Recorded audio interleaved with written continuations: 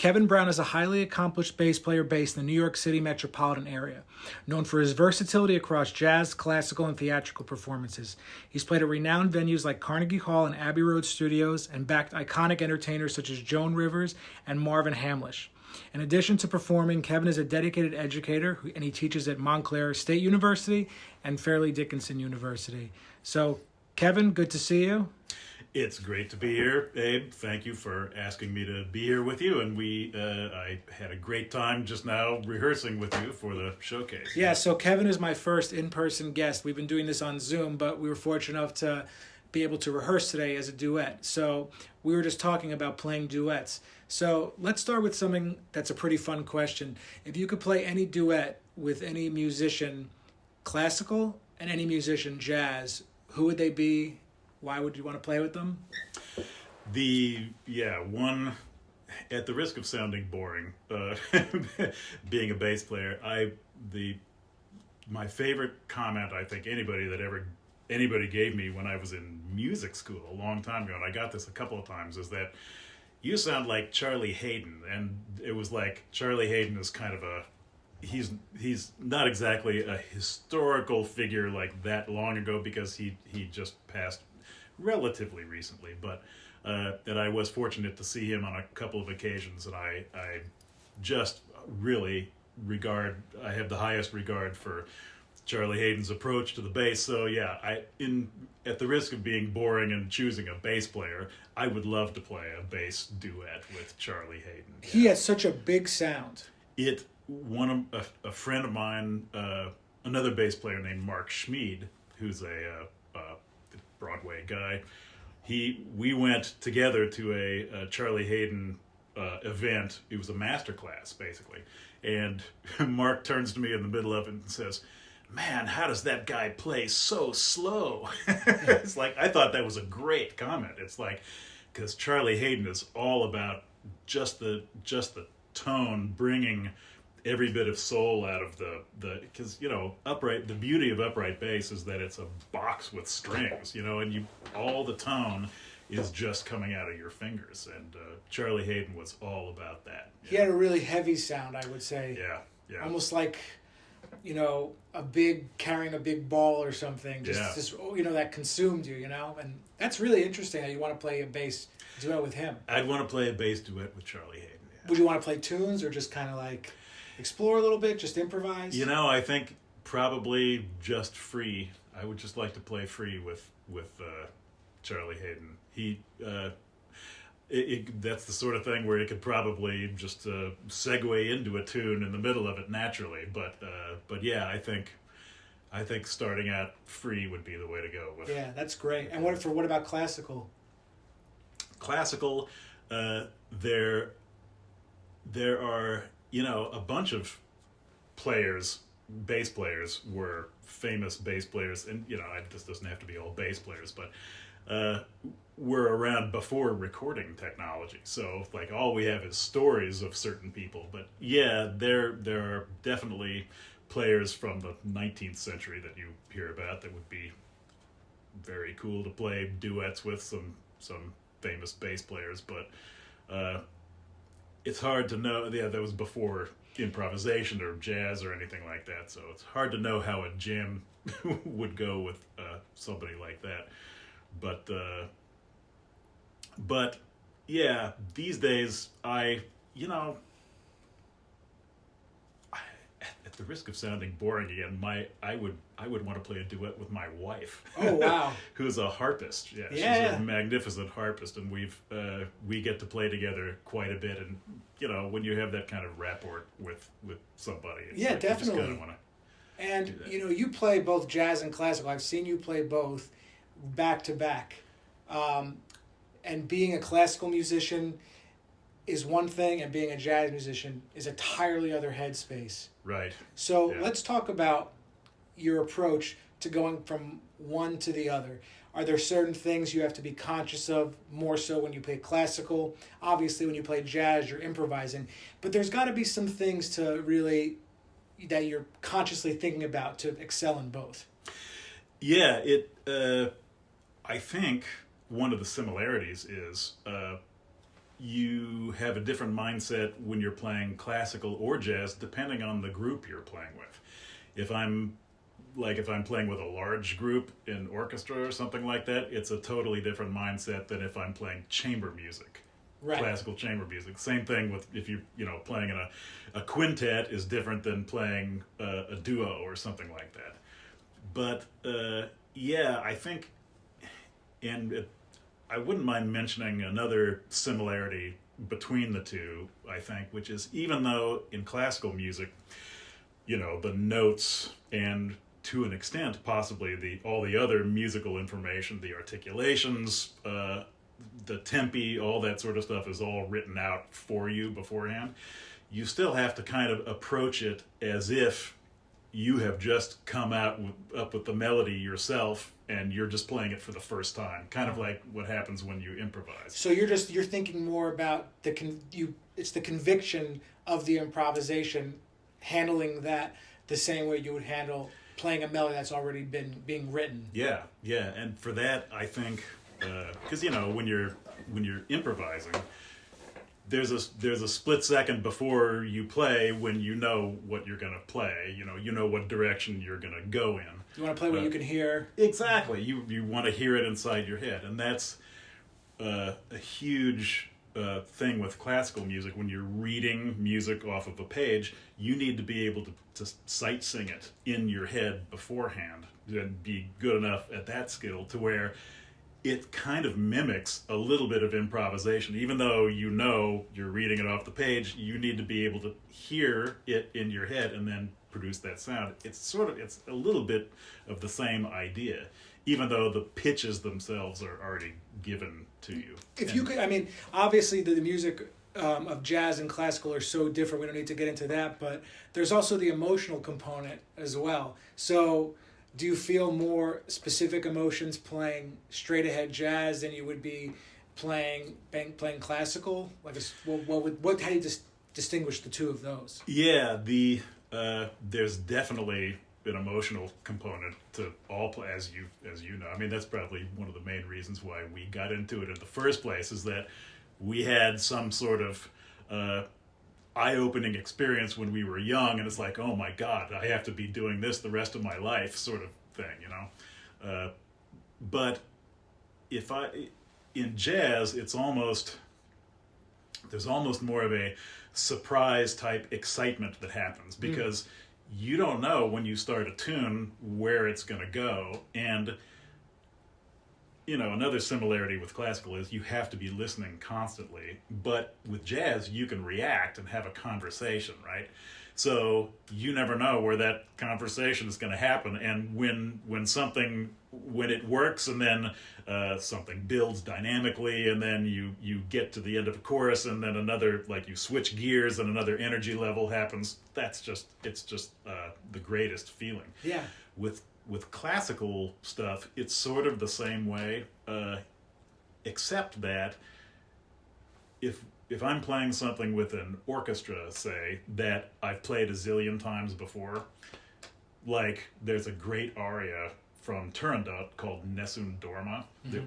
My main orchestra gig, we've played that probably like 200 times over the past 10 or 15 years. It's a great opera aria, and I know exactly what's going to happen, obviously. And when the tenor goes and belts the high B at the end of it, you know that's the gripping moment.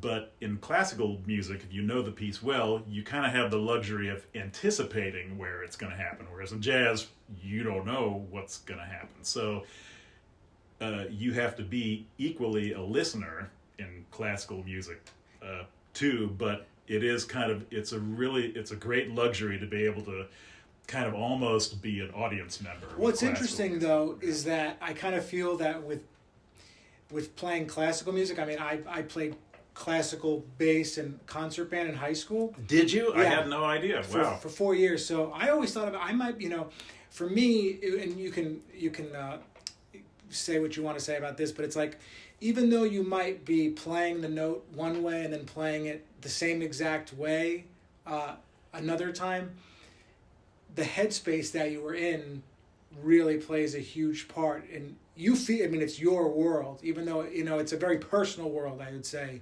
classical music. Yeah. Just because of the component of just what's going to happen, but it's a lot about how you feel. Yeah, you're absolutely right. That's good.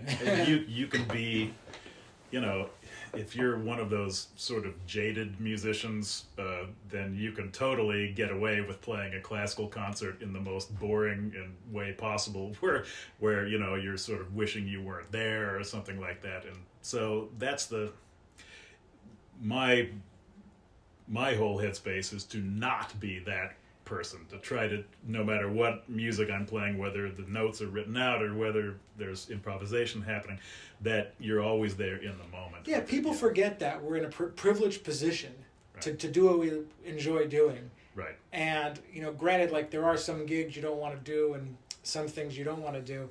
At the end of the day, we consciously chose to make the decision to do this. You said something really interesting, where you had that eye-opening moment where you decided you were going to do this. So what was it for you that you knew, okay, this is it? Right. Well, I started on electric bass, and I was in rock bands and stuff when I was a teenager.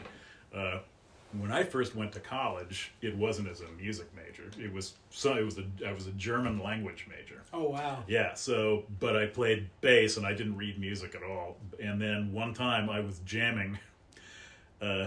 A friend of mine said, "Hey, let's go into the basement of the dorm." I was in. They had a piano. It's like, let's just head down there and grab a bass. And I didn't know any theory or anything like that. And my friend, who didn't really play piano, who just liked music, was just banging away on like a C major triad and then a D minor triad over and over again. And he was like, "Take a solo." And I was like, "A solo? What am I supposed to do with that?" And then all of a sudden, like, it's like something took over, and I lost my awareness of where I was, and then my fingers started moving, and I started listening to whatever notes were going on in my imagination. It was like, that's the point that I've been trying to get back to for like 30 years now. It's kind of funny, but that was the moment where I was like, I have to be doing this from now on. Yeah, and you had a positive experience losing yourself. Some people, sometimes we can perform and we get so into it that it's like you almost like wake up and like where am I? You're like, I'm here right now and I'm playing this piece of music. I don't know if that's ever happened to you or not. Yes, yeah. I think over the course of our careers, like we do so as freelancers, we do so many different things and have so many stories, which is partially why we do this. We don't have to sit in an office somewhere, and I'm thankful for people that do that. But yeah, that's one of the benefits of being a musician, is that every day is a little bit different. And every day is fun if you're really in it. And I'm talking when I'm saying in it, I mean you're talking about not being jaded. I think we can become jaded. I know I've been jaded in the past. It took me like 20 years to not be. It's happened to me on gigs, yeah. And I've come home from a gig and really castigated myself, because it's like I would look back on the gig and it's like, I wasn't there. What was it? Why didn't you want to be there on those gigs, you think? Was it the music or the musicians? Could have been anything. Like the drive was a pain. There was too much traffic. I didn't have enough time to eat, or it could have been any one of a number of things that just kind of it gets in your head and gets you down, and you get onto the stage or bandstand or restaurant or whatever, and it's like, I really don't want to be here. I'd rather be at home. And all these negative thoughts prevent you from just being in the moment with the music. And so I try to recognize that when that happens as quick as I can, but sometimes I would recognize it after the gig, and I'm like, I need to stop that, because I'm as human as everybody else. We need those moments for us to happen, like where you have to figure out what it is that it is, because we got into this because we had fun, and we're supposed to be doing something that we have fun doing, and then we don't want to be there. So it's something you have to be kind of reflective and figure it out. Yeah, you always have to find that spark, and I think that's something that I certainly have to think about consciously sometimes, but I think as I get older, I get better at always consistently accessing that space. Do you feel, as far as you're tremendous on the instrument, like the progression? Is it, when do you notice that you've made these? We're always improving. Like, do you feel like every month, every 6 months, every year, or something where you can kind of notice, like, oh, I'm able to, be much better? It's kind of funny because, with with classical jazz are maybe a little bit different in this respect, but maybe not in their own way. But I've known people who were classical musicians who thought that as the expression goes, that the cake was baked by the time they were in their early 20s. They had already achieved whatever technical mastery, and there was no place further that they could push themselves. Yeah. That's like the opposite of what I'm desperately trying to be better tomorrow than I am today. Same. I always have my hands on the instrument every single day, and with the bow. Because the bow is such a crazy alien device. It's like, it's this thing between your hand and the string. It takes a long time to, the learning curve is pretty shallow with it. It takes a long time to start making a good sound with it. And so to this day, and I'm in my mid-50s, I know I'm a better classical bass player than I was a month ago. So I can feel myself making little strides still, and that's part of what keeps me going. I think a lot of musicians. I was talking to someone about this earlier, maybe about a month ago, where it was, once I started performing when I was in my early 20s, it still feels the same now, where I just want to play and I just want to get better. Right. Like, have you had that consistency throughout your whole career? Oh yeah. I so I do have a lazy streak too, though. So well, we need breaks too. We need breaks. That's part of it. But yeah, I start, if I have an afternoon free, let's say, I just kind of laze around and do nothing for a couple hours of that afternoon. I start feeling bad. I start feeling like I need to practice some piano, or I need to practice my 2-5-1s, or I have a drum set at home, so sometimes I need to open the book and get with it, or practice scales or whatever piece I'm doing. And so I can usually guilt myself. No, but it's funny, even if we can be feeling bad that we're not accomplishing anything, but even if we go practice scales for even 30 minutes, we know we're staying true to we're giving back to the music, the art, what we've got. Agreed. Totally agree. Yeah, if it's having the hands on the instrument every day, it's there's nothing like it. Yeah, it's like music is our career and our hobby, kind of. It's that's a cool thing. And the fact that you still have this headspace and the longevity is something to really be grateful about. Excuse me. And all these different moments we have in our career, we feel like we've achieved, and then we want to move on to the next thing. We always want to be striving too. So, at this point, what do you consider success as a professional bass player? What is it? Just to maintain an active teaching and performance schedule, to be doing a certain amount of orchestra gigs? How do you view being successful at this point? My view, now that I'm an old person, you're too kind, eh? No, my view of success has kind of been the same for the past few years, at least, which is that I want to, on most weekday evenings, be able to have dinner with my wife and then watch TV. Yeah. That's what that to me is like winning life. Yeah, right 100%. If I could do that, and I play enough gigs for that, and I have enough teaching, and I play enough exciting and fun gigs, and my wife gigs all the time too, but during weekdays there aren't as many gigs as there are on the weekends, so that to me is success. That means happiness to me. Is just, I'm sort of a homebody, so yeah. I mean, there's there's nothing wrong with saying that's success to you. I feel very, very similar. I mean, there are certain foods I like to eat, and I just want to be able to eat them like multiple times a week. Right. I really like. It's the simple things. Yeah, I love cauliflower pizza, so I eat it like maybe 2 or 3 times a week. If I can go home and eat my cauliflower pizza, like I'm good. I'm a cauliflower fan. Yeah, there you go. So, yeah, that's great. And we met at Fairleigh Dickinson, where we're both adjunct professors. So you've been teaching for quite a long time, and you have had so many students over the years. You've had students who want to be musicians. Yeah. And how do you help them? What's the most important thing when you know they're serious? Yeah,